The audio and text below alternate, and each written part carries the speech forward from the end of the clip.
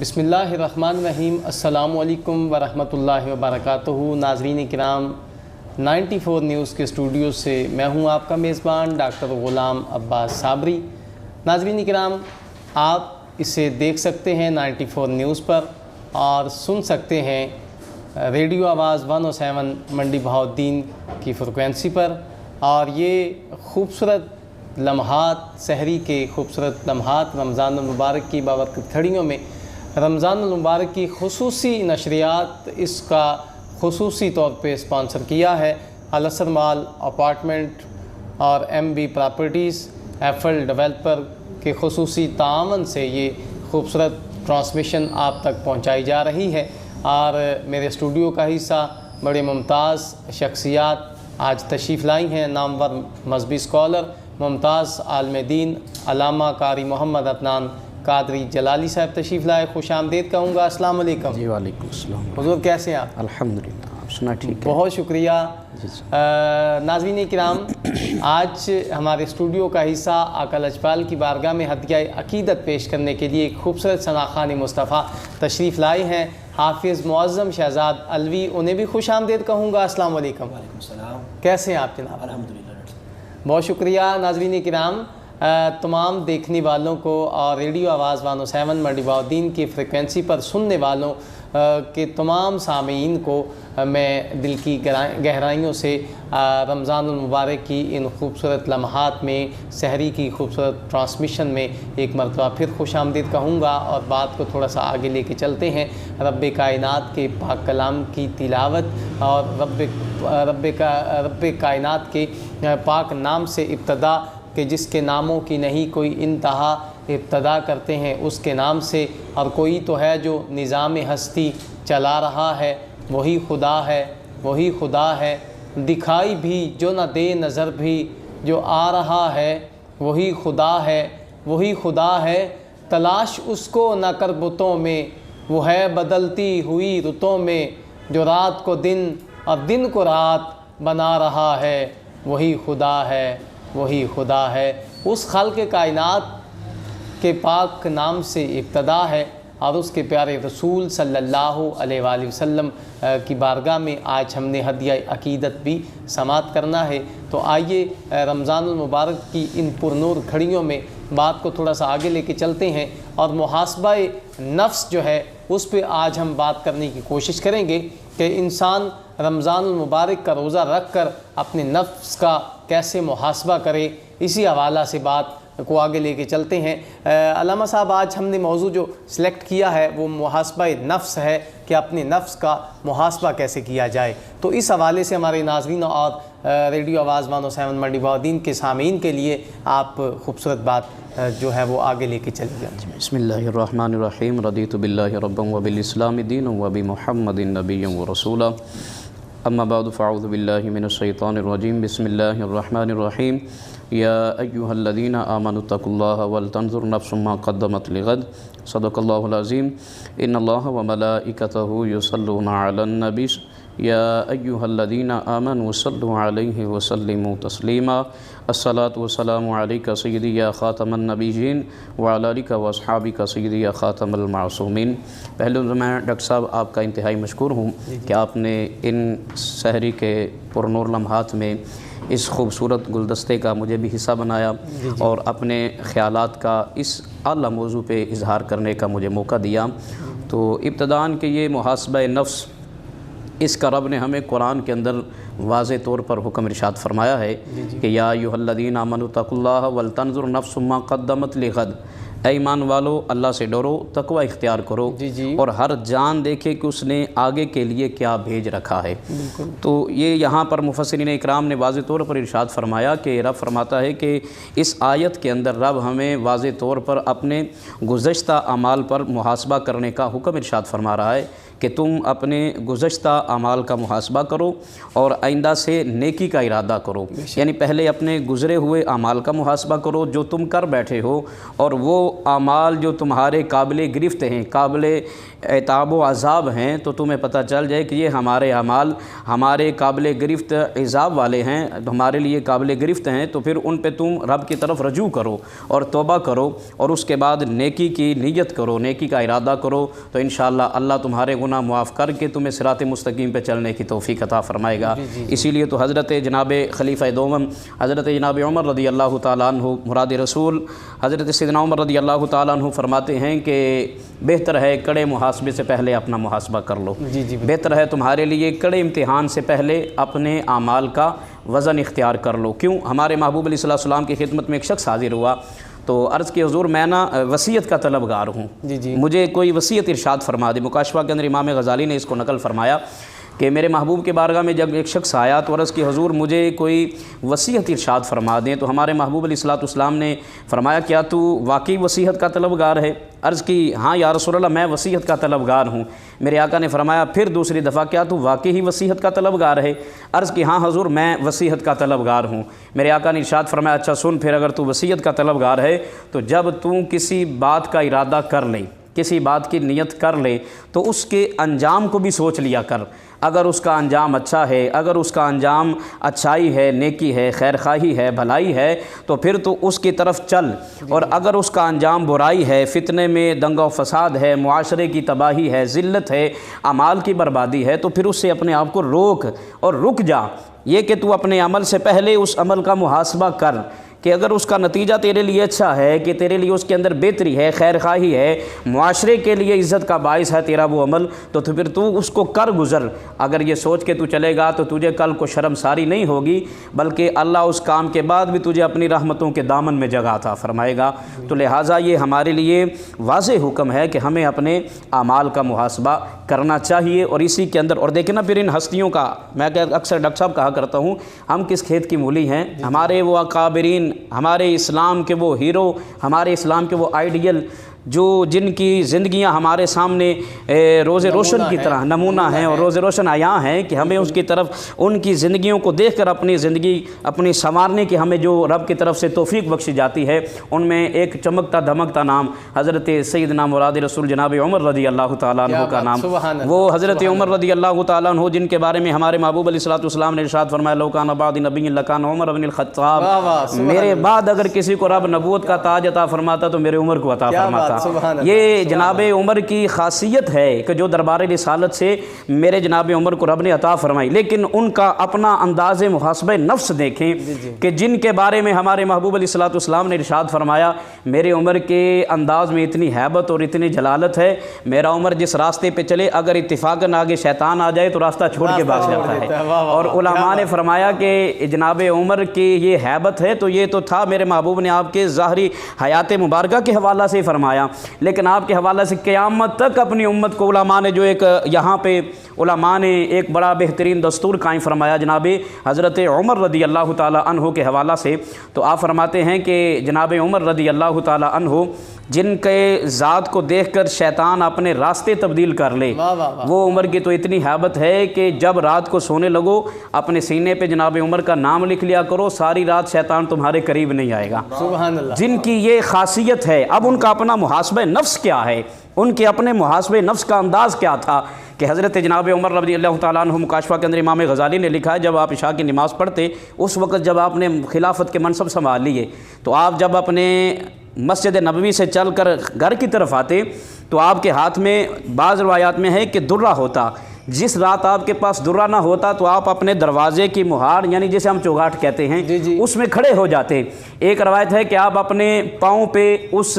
درے سے ٹھوکر مارتے اور اپنے آپ سے سوال کرتے عمر بتا آج تو نے کیا کیا ہے، عمر بتا آج تو کیا کر کے آیا ہے، عمر بتا یہ عمل تیرا رب کی رضا کی خاطر کے لیے تھا، عمر بتا یہ عمل تیرا رب کی خوشنودی کے لیے تھا۔ اور دوسری روایت میں آتا ہے کہ جس دن آپ کے پاس درہ نہ ہوتا یعنی وہ آسا نہ ہوتا تو آپ کیا کرتے، اپنی ایڑی کو اپنے دروازے کی مہار پہ درہ مارتے، درے کی مثل اپنی ایڑی کو دبا کے مارتے، پھر سوال کرتے عمر بتا تو نے آج کیا کیا ہے، عمر بتا تو یہ عمل کس کے لیے کر کے آیا ہے، کیا یہ تیرے اس عمل کے اندر رب کی رضا ہے، تیرے اس عمل کے اندر رب کی خوشنودی ہے۔ تو اس انداز کے اندر حضرت جناب عمر رضی اللہ تعالیٰ عنہ جب اپنے محاسبہ نفس، اور یہ تو واضح ہے کہ ان ہستیوں کی تو شانیں ہی بڑی ہیں، ان ہستیوں کا تو مقام ہی بڑا ہے، لیکن قیامت تک امت کے لیے نفس کا راستہ بتایا جا رہا ہے کہ اپنے نفس کا محاسبہ کرتے رہو گے تو اللہ دنیا و آخرت میں تمہیں کامیابیاں عطا فرمائے گا۔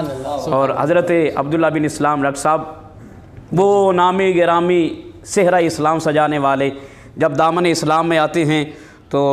یہودیوں میں بھی بڑا ایک مقام تھا، آپ عالم کی حیثیت رکھتے تھے، عالم تھے ان کے، لیکن جب دامن اسلام میں آگے تو اسلام نے ان کی عزت میں اور اضافہ دے دیا۔ تو یہ کیونکہ اسلام کا یہ زن ہے کہ جو اسلام کے دامن میں آتا ہے ان کی عزتوں میں اور اضافے ہو جاتے ہیں، اس کی عزت نفس کا خیال رکھا جاتا ہے۔ تو یہاں پر میں یہ بھی کہنا چاہوں گا کہ ہمیں کم از کم اپنے معاشرے کے اندر ایک دوسرے کی عزت نفس کا خیال کرنا چاہیے۔ اسلام نے ہمیں یہ درس دیا ہے، ہمارا دین بڑا خوبصورت گلدستہ ہے جس نے، میں تھوڑی سی بات یہاں پہ آپ کی روک کے، عبداللہ بن سلام، جب وہ یہودیوں نے سوال کیا نا کہ مسلمانوں کے نبی نے نبوت کا دعویٰ کیا ہے تو چل کے ان سے ذرا مناظرہ کر لیں، اب وہ چلتے ہیں اپنی طرف سے اٹھے ہیں مناظر بن کے چلے، لیکن جیسے ہی آقا علیہ الصلوۃ والسلام کی بارگاہ میں پہنچتے ہیں اور دیکھتے ہیں آقا علیہ الصلوۃ والسلام کے ودھا مکھڑے کو دیکھا، واللیل زلفوں کو دیکھا، تو دیکھتے رہ گئے اور زبان سے کوئی الفاظ ادا نہ ہوئے، بلکہ ایک جملہ کہہ کے خاموش ہو گئے۔ کہتے ہیں کہ میں نے کتابوں میں پڑھا ہے کہ اتنے خوبصورت چہرے والا کبھی جھوٹا ہو ہی نہیں سکتا۔ یہاں مناظرے کی یہ چہرے والا کبھی جھوٹا ہو ہی نہیں سکتا۔ یہ انداز حضرت عبداللہ بن اسلام کا دامن اسلام میں آنے کا، اور جب آگے تو پھر ان کی زندگی ہمارے سامنے ہے کہ ان کا اپنا انداز محاسبہ نفس کیا تھا۔ کہ حضرت عبداللہ بن اسلام رضی اللہ تعالیٰ عنہ جب، کیونکہ آپ ایک بڑے خاندان سے تعلق رکھتے تھے،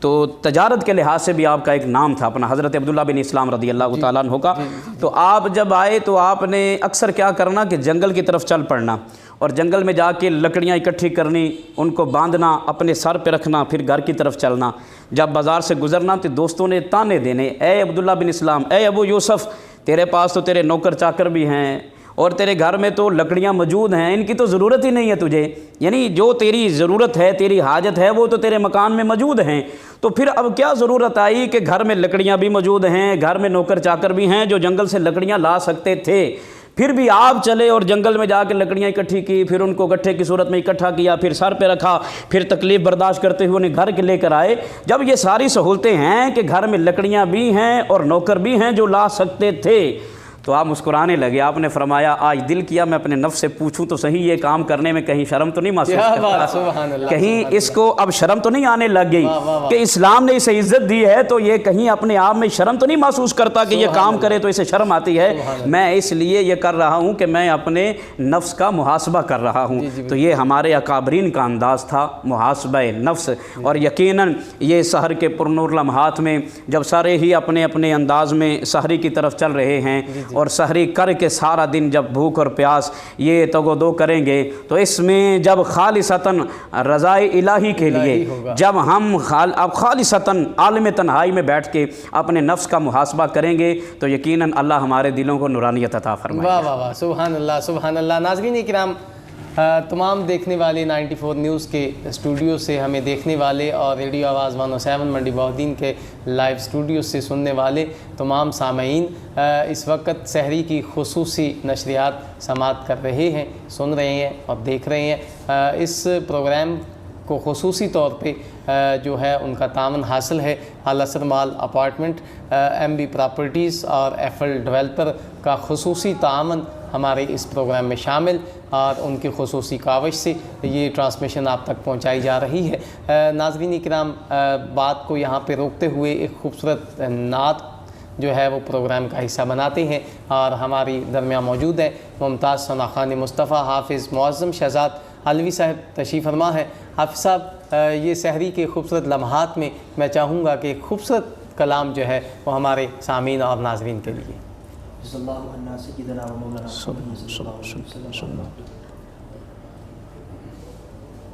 میں ہوں سرکار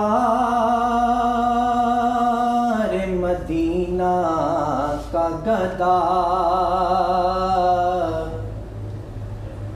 جو بھی مانگوں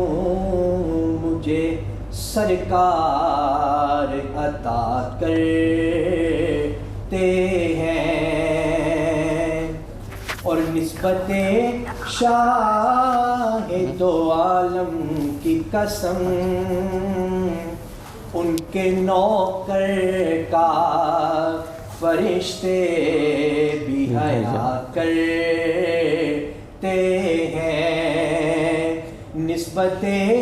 شاہ دو عالم کی قسم ان کے نوکر کا فرشتے بھی حیا کرتے ہیں، اور آج بھی خیمہ افلاک سے آتی ہے صدا، آج بھی خیمہ افلاک سے آتی ہے صدا کہ ان کو جنت کی بشارت دے دو، جو شہنشاہ مدینہ کی ثنا کرتے ہیں، ان کو جنت کی بشارت دے دو، جو شہنشاہ مدینہ کی ثنا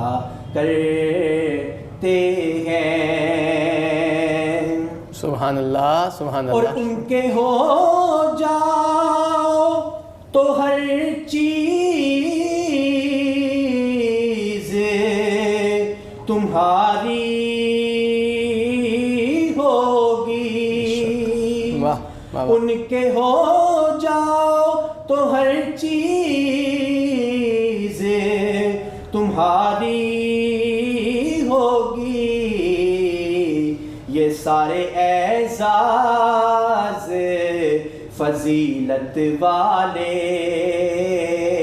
میرے سرکار کی نسبت سے ملا کرتے ہیں، یہ سارے اعزاز فضیلت والے میرے سرکار کی نسبت سے ملا کرتے ہیں، اور میں نے دیکھی ہے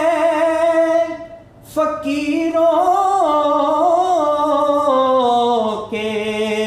نگر کی رونق، میں نے دیکھی ہے فقیروں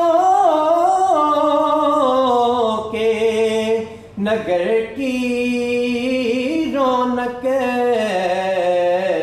کوئے جنت تو ٹھکانہ اپنا، آج کل ہم بھی مدینے میں رہا سبحان اللہ کرتے ہیں، اور نسبت شاہ دو عالم کی قسم ان کے نوکر کا فرشتے بھی حیا کرتے ہیں، اور میرا مسلک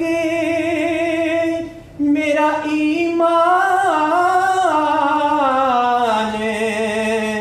یہی فاروقی،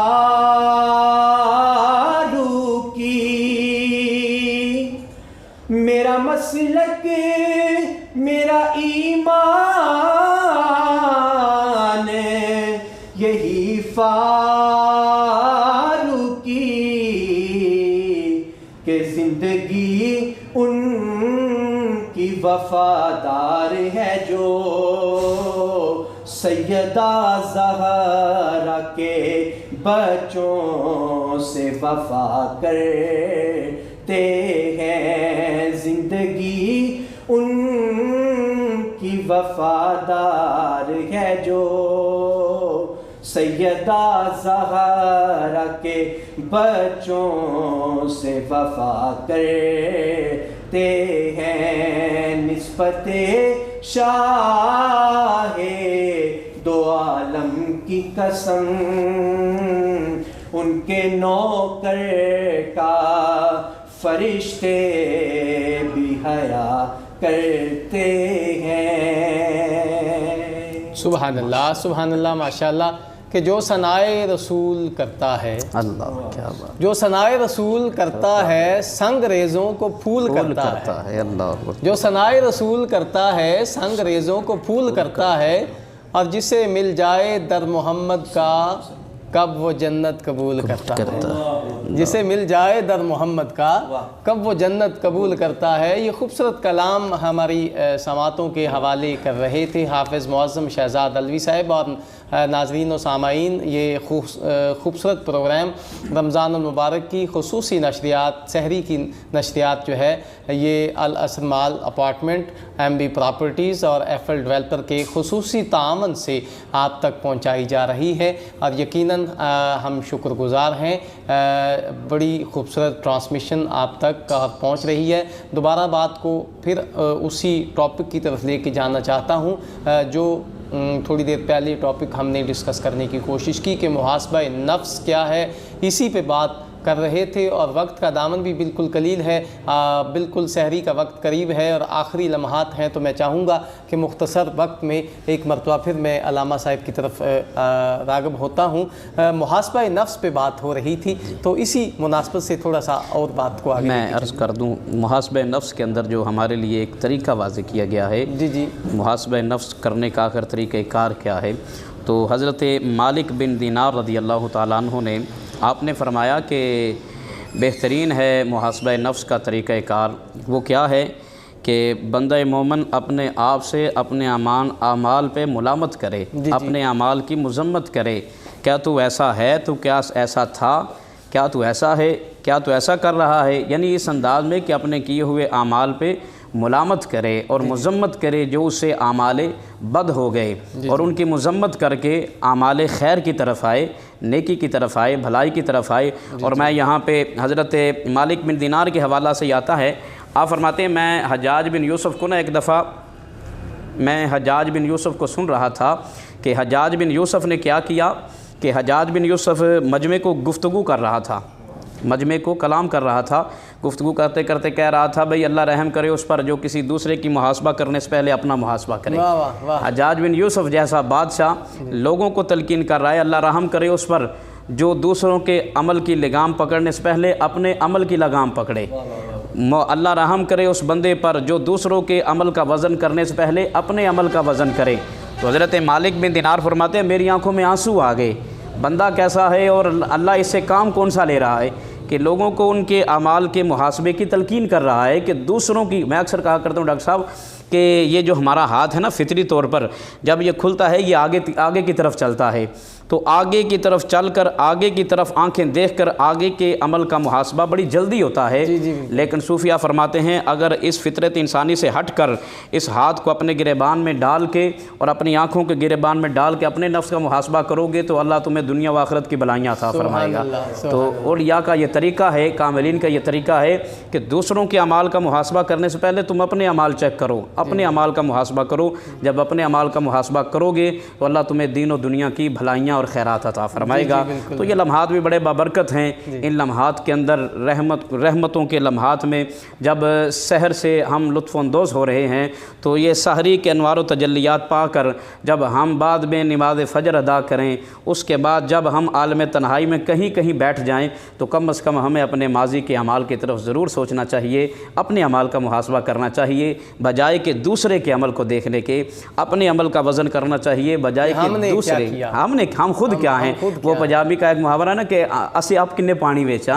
ہمیں پہلے خود اپنا آپ چیک کرنا چاہیے کہ ہم کتنے پانی میں ہیں، ہم خود کتنے ہیں، ہم دوسرے کا عمل تو بڑا چیک کر رہے ہیں لیکن ہمارا اپنا عمل کیا ہے۔ میں یہاں پہ اگر اجازت ہو ایک بات حضرت ابراہیم التمیم کی میں آپ کے سامنے عرض کرنا چاہوں گا۔ حضرت اچھی جی ٹھیک ہے، تو لہٰذا میں یہیں پہ گفتگو سمیٹتا ہوں کہ ہمیں اپنے عمل کا محاسبہ کرنا چاہیے، اور جب محاسبہ مرتبہ کریں گے تو اللہ ہمیں دین و دنیا کی بھلائیاں عطا فرمائے جی گا۔ بالکل بالکل بالکل۔ جی حافظ معظم شہزاد علوی صاحب، آپ کا بہت شکریہ، آپ تشریف لائے، سحری کی خوبصورت ٹرانسمیشن میں آپ حصہ بنے، اور بالخصوص میں علامہ عدنان قادری صاحب کا خصوصی طور پہ شکر گزار ہوں کہ آپ اپنی قیمتی مصروفیات میں سے وقت نکال کے آج میرے اسٹوڈیو کا حصہ بنے اور ہمیشہ میرا ساتھ دیتے ہیں۔ بڑی خوبصورت باتیں اور بڑی خوبصورت جامع گفتگو آپ سے سننے کو ملتی ہیں۔ اللہ پاک آپ کے علم و عمل میں مزید برکتیں اور ترقیاں عطا فرمائے۔ ناظرین و سامعین، پروگرام کا وقت اختتام پذیر ہو رہا ہے۔ منڈی بہاؤالدین اور اس کے مضافات میں سحری کا وقت ہوا جاتا ہے، تو یقیناً بالکل سحری کے اوقات میں میں پروگرام کو اختتام کی طرف لے کے چلتا ہوں۔ ایک مرتبہ پھر عرض کرتا چلوں کہ یہ خوبصورت نشریات، سحری کی خصوصی نشریات جو ہے الاسرمال اپارٹمنٹ اور M B property Eiffel developer کے تعاون سے آپ تک پہنچائی جا رہی ہے، اور 94 نیوز اور ریڈیو آواز 107 منڈی بہاؤالدین کے اسٹوڈیو سے میں آپ کا میزبان ڈاکٹر غلام عباس صابری اجازت چاہتا ہوں۔ انشاءاللہ کل آپ سے پھر ملاقات ہوگی۔ اللہ نگہبان۔